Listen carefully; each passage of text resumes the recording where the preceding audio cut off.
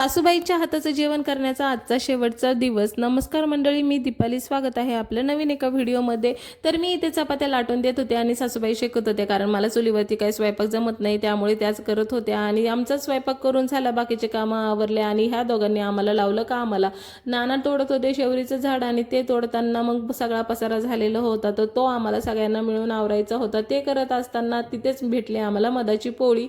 मग त्याच्यामध्ये भरपूर असं मध होतं. मग कसं काढायचं हे मला काय माहिती नव्हतं. गेले आहोंकडे घेऊन त्यांनी मस्त असं सगळं काढून घेतलं आणि काढता काढता खाऊन पण घेतलं. आणि एवढं गोड होतं ना, साखरेपेक्षा पण जास्त गोड होतं. तर मी पण खाऊन बघितलं. सगळं करून झालं आणि पोटामध्ये कावळे ओढायला लागले.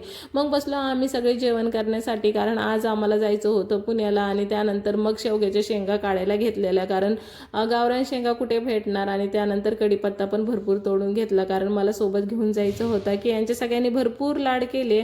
आणि त्यानंतर मग आमचा प्रवास सुरू झाला बीड ते पुण्याचा. तर ह्यानंतर तुम्हाला चाक्यांचे व्लॉग बघायला भेटतील. बाय.